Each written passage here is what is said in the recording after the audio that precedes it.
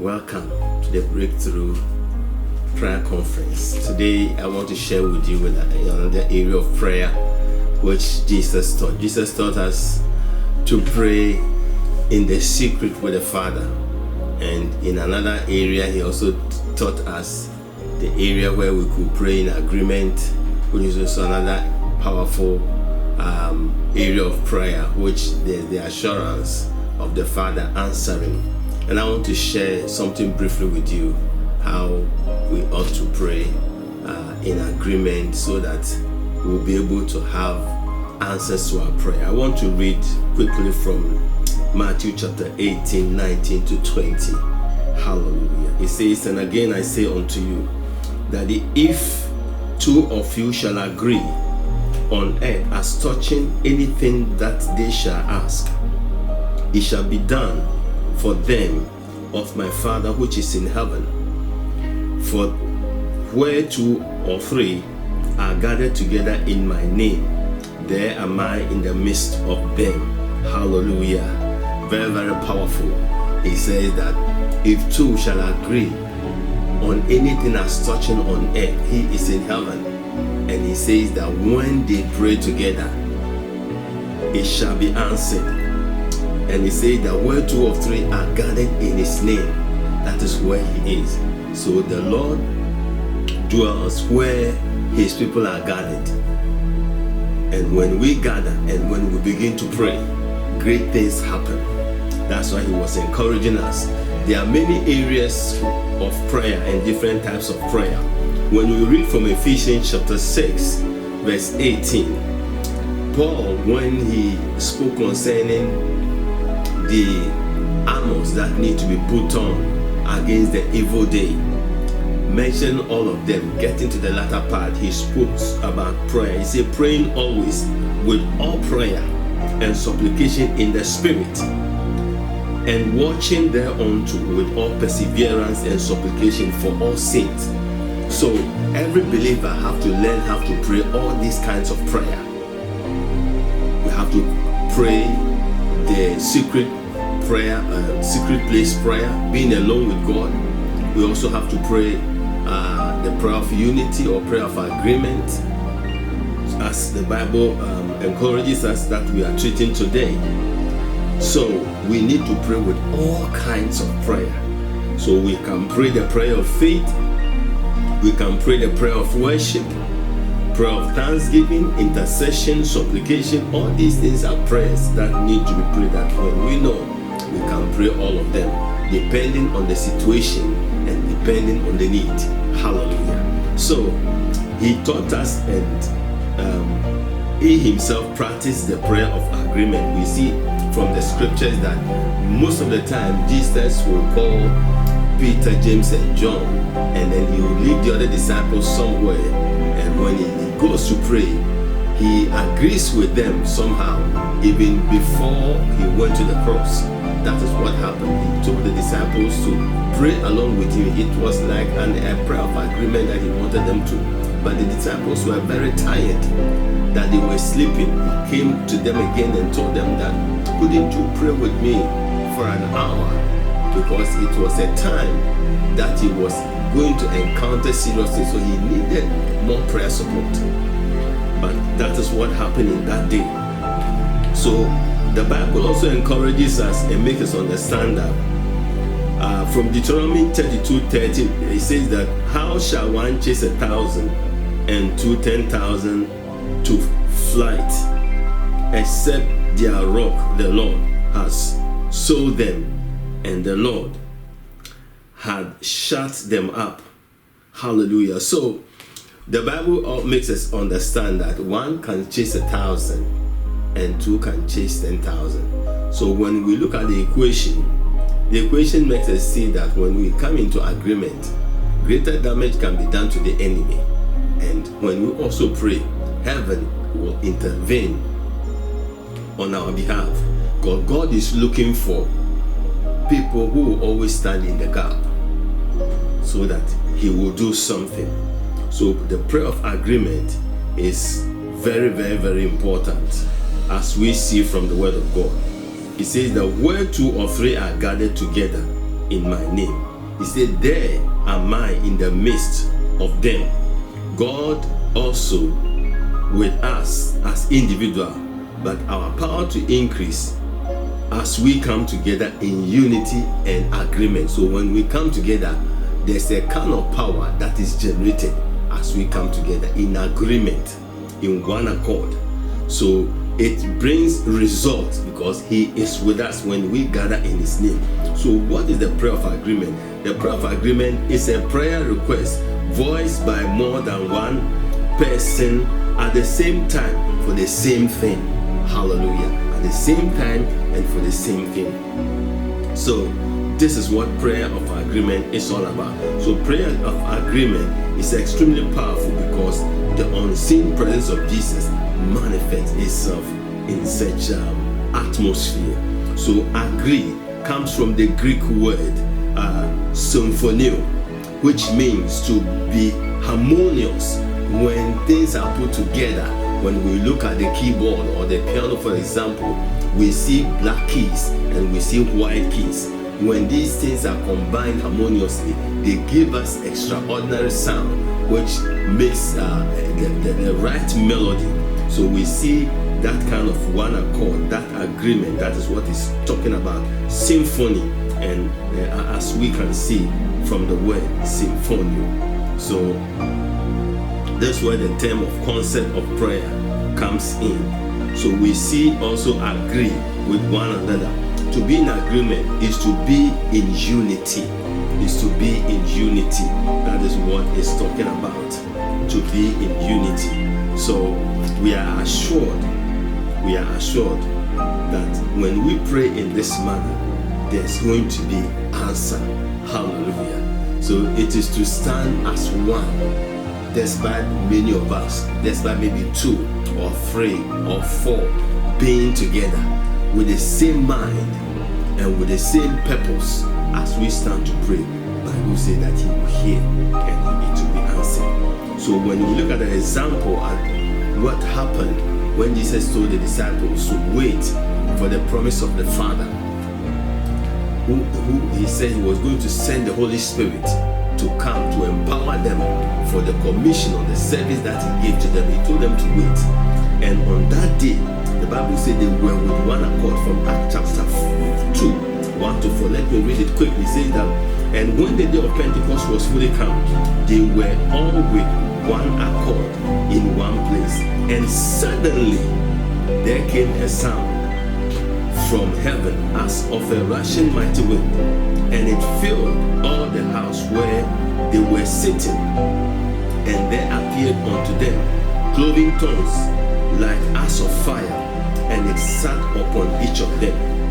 And they were all filled with the Holy Ghost and began to speak with other tongues as the Spirit gave them utterance. So what allowed or caused the outpouring of the Spirit at that time? It was that kind of unity, one kind of accord, that kind of one heart, one mind, one focus. They were all ready for that promise. And all their prayer was that, Lord, what you have promised, let it come to pass. Let it come to pass. So as they were praying, the Bible says that on the very day, the appointed day that God has programmed from eternity of time, He said it happened that very day, as many people gathered for that festival called Pentecost, the Lord poured out His Spirit without measure on them. And He says that it was like cloven tongues as of fire upon the heads of them, and they all started speaking in other languages. That is what attracted the many people around to come and see what was happening. Others were surprised, while some were also mocking. But to God be the glory. That was the fulfillment of the promise of the Father which Jesus gave to them.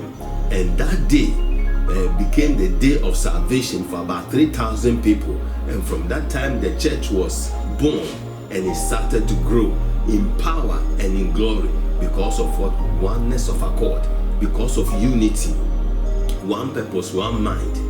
They lived together, they did everything together. The Bible says that even those who came to be saved, the Bible makes us understand that they were with one accord, receiving the apostles' doctrine and there was fear in the area, and the church itself grew. Some of the priests were even converted. Many things were happening because they were united.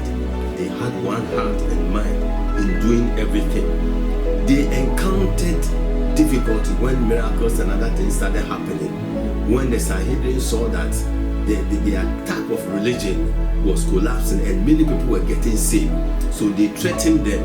During the time of the threat, something happened, and I want to read from Acts chapter 4, 24 and 31. When they came together, the Bible said they gathered together. That is one accord, unity again.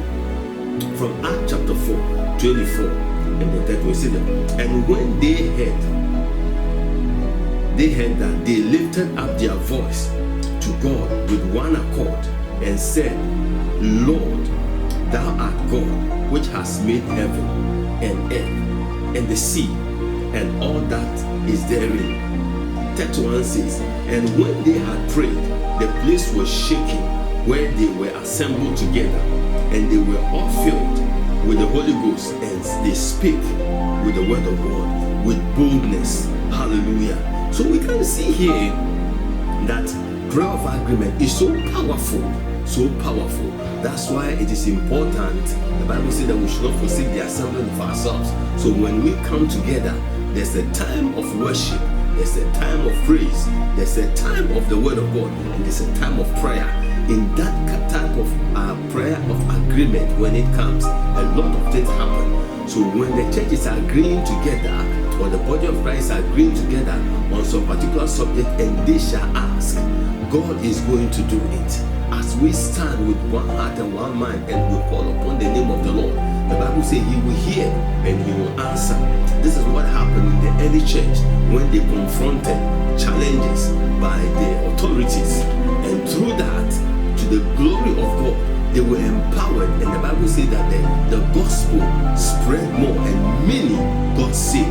Miracles were happening. Strange manifestation of the Holy Ghost took place at that time. So they went on, and the threatening did not stop anyway.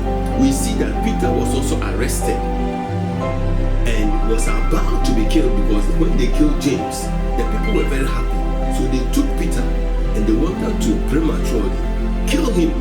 But the Bible said that the church came together. When you read from Acts chapter 12, 1 to 6, it said that the church came together with one accord and they prayed. And the Bible says when they prayed, the Lord sent an angel to the prison place, and then Peter was rescued. The day before he was going to be assassinated, he was released, and he came back knocking at the door. Those people who were even praying did not even believe that he was set free. It was a surprising to them, but that was the power of agreement. When the church came together all night, they were interceding. Lord, save our leader, save Peter, save Peter. That's why it's very, very important. We pray for our pastors, we pray for our apostles, we pray for our prophets. They also need prayer. Sometimes they pray for us, they prophesy over us, but we also as a church need to pray for them, that God will preserve them, because the enemy knows that these are the arrowheads, these are the people that God is using to lead them. So the Bible says that strike the shepherd and the sheep will scatter. So all the time the attacks are on them. So if the body of Christ is coming together, churches will come together to pray for their leaders, to pray for their pastors. They will always be anointed with fresh oil and empowerment to release the blessings of God over them, because that is how God channels His blessing through His servants. Hallelujah. So the prayer of agreement is very, very powerful. And Psalm 133 also gives us another picture of the blessing and the anointing which comes when there is unity.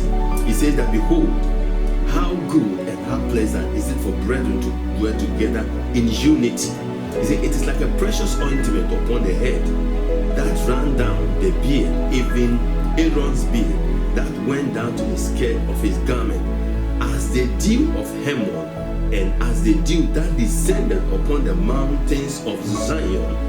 For there the Lord commanded the blessings, even life forevermore. Hallelujah. This is mighty. This is This is mind-blowing, that when we are united, when we are together, and then anything that we do will attract the blessings of God. Here he says that when we dwell together, he says that it is like the oil. That gives a picture that anointing is released during that moment. And when the anointing is released, that's not all. He says that it flows from the top into the skirt, so everybody will be anointed. We will receive some measure of anointing. And he says that in that time, you know that the anointing breaks every yoke. So the blessing that we are expecting will come, will be released. That's why he says like a dew of Hermon that descended. It is where the Lord commanded the blessing. So when we are looking for the commanded blessings of God, it is the place of unity. It's the place where we have one mind, one accord, being together, no differences, no kind of competition that, oh, this man is better than me, or I want to be the head, somebody want to be the tail. No, we know that we are in the presence of God. All are servants with that mindset, with that kind of humility before him. He pours out his anointing, he pours out his blessing upon his people. So we want to see the blessings of God, if we want to see the power of God flowing, it is one of the channels of prayer, which is through the prayer of agreement. And we will see God do great and mighty things. When we also look at 2 Chronicles 7:14, it says, if my people, which are called by my name, shall humble themselves and pray, and seek my face and turn from their wicked ways, he said, then I will hear from heaven, and I will forgive their sin, and I will heal their land. This is a promised scripture that came, that if my people, he didn't say if one person, my people, it's talking about God's collective people. When they come together in prayer, when something is going wrong, he said that when we humble ourselves before him and then we pray and seek his face, he says that when we have turned from our wicked way, he will hear from heaven and our land will be healed. He said he will forgive our sins and our land will be healed. We see a collective prayer here, that as we come together with one accord, with one purpose, coming to seek his face, God is always ready to hear us and to answer us and to bring the good things that we are expecting. So let us remember that there are many kinds of prayer, but one of the most powerful prayer is the prayer of agreement. Prayer of agreement can be prayed in a family. A family can agree, a man and a wife, a husband and wife can agree together to pray. A church can agree together to pray. Some people in the church can also, as a band, can also form a group to pray. If you have a prayer partner, you can agree with him. There are some areas that sometimes, as you believe the Lord, you need somebody's faith to add to your faith to get to where you are going. When you agree with somebody and you begin to pray on some particular need, God hears, because he says that in that agreement, he comes in, he intervenes in that situation. So this is where we see the power of the prayer of agreement at work. So when the disciples put that thing into practice, they all saw the manifestation, and we also see and read from the word of God what took place when they agreed together. So we are in a time that we need to come in agreement to pray concerning situations that we get to, in marital situation, ministerial situation, business situation, all kinds of situations that we get or find ourselves in. As we begin to agree together in prayer, heaven will hear and there will be answer. God will intervene as his people call upon the name of the Lord. Say, hey, when they call upon me, I will hear and I will answer. So let us also learn to practice the act of coming together in agreement, in one accord, in prayer. And as we pray, we will see the hand of the Lord. We will see the power of God manifest. We will see mighty results. There will be testimonies upon testimonies among God's people. We will see that we are the signs and we are the wonders. In that time, the disciples, because of the manifestations of the power of God, due to coming together in agreement, we saw that anywhere that they went, the presence of God was with them. God is not the author of confusion. He moves as his people come together. He indwells them as a body. But the Bible says that we are one body and we have different different members, when we understand our roles in Him, and then we are working together, understanding ourselves, understanding our giftings, understanding our talents, and as we put them together, we will see the glory of the Lord. This I want you to program yourself.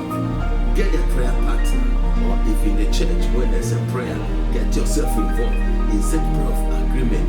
Whatever is upon your heart, as you table it before the Lord will come and the Lord will intervene. You are going to see mighty results and receive answers, open heavens, and favors that will come your way. Special graces will be released as we come together in prayer of agreement. So I want to pray right now as I ask that the grace of God will fall upon us and intensify the grace of prayer upon our lives. As we learn to pray in the secret place, we also learn to pray agreeing with brethren, agreeing with our pastors, agreeing with our ministry, our church, or agreeing with what they pray. And as we gather together to pray, we will see the hand of the Lord. Father, in the name of Jesus, we pray right now, asking for a touch. We are praying that, Lord, let the grace of agreement come upon us. Remove every kind of differences in our lives, and then help us to work with you to agree with heaven and agree with ourselves concerning issues that we will always see your glory. We thank you, Father, and we bless you. We give you glory, and we give you. Let the oil of prayer be poured over your people, as your word declares that men always ought to pray and not to faint. That, Lord, we will not faint in prayer, but we will always be alive to pray. That wherever there is prayer, we will have that test and get ourselves involved. Thank you, Father. Let your angel be released. Let your anointing be released. Let your power be released upon your people right now as we agree with heaven concerning the kingdom. That the kingdom of God will come and His will will be done. We thank you and we bless you in Jesus' mighty name. Amen. Thank you for watching. The Lord richly bless you. See you next time. In Jesus' name.